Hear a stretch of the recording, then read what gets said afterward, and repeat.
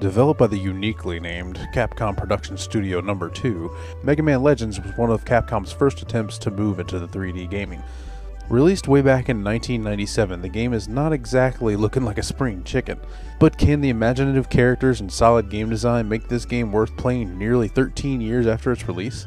Like I mentioned before, the game's look is not its selling point. To be honest, I'm not sure it was back then either. Most objects, and heck, even characters, look like colored cardboard boxes taped together, but they somehow fit the game's overall feel. It takes place on a very lighthearted and vibrant island, so the colors and general feel of the visuals is pretty spot on. But that being said, they could definitely use some upgrades. You will commonly see open seams along the grounds or buildings, characters clipping through various geometry, and other minor graphical annoyances.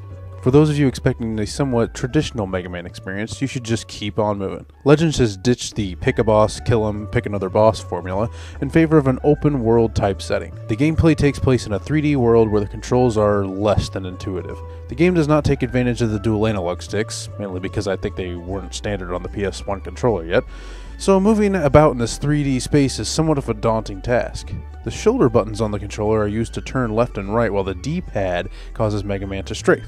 There's an option to switch the D-pad and the shoulder buttons, and for those of you who are used to playing with analog sticks, this may be the only way you'll be able to tolerate the game. Another big drawback is the lock-on system. The lock-on itself can be a little wonky, but the main issue is that Mega Man can't move when he's locked onto an enemy. This forces the player to lock on, take a few shots, and then quickly dive out of the way of danger. Remember that method though, because you will be doing it a lot.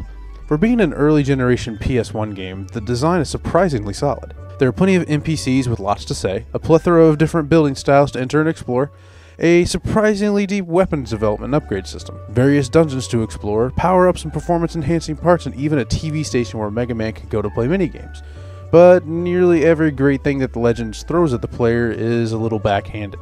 The NPCs rarely have anything interesting to say, the buildings are little more than empty boxes to house those random NPCs, the weapon upgrades leave you searching for random objects, not knowing where or what you're supposed to be looking for.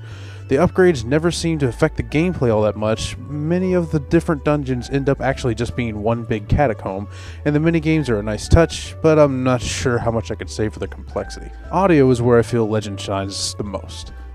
The music is perfect for the setting. Lighthearted themes for shopping and interacting with NPCs, adventurous themes for running around in the overworld, and fast-paced battle themes for the game's boss encounters. And to top it all off, the voice acting actually isn't annoying. And that was actually a pretty huge accomplishment for a game made in the 90s. The sound effects are perfectly done as well. Every last sound sounds as it should. The Mega Buster sounds like you would expect, vehicle movement, and even running and jumping has a perfect sound design that never really gets annoying.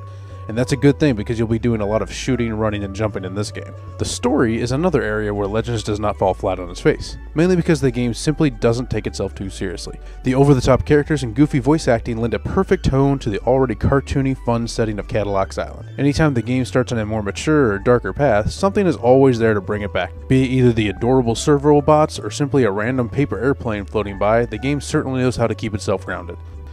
In the end, most of you won't be able to tolerate this game.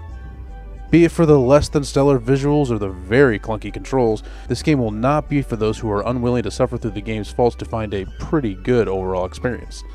But for those of you willing to brave the crap, you will be rewarded with a very quirky and lighthearted world that will leave you wanting to play Mega Man Legends 2 just to see if they fixed all the crap. Plus that monkey can f***ing dance.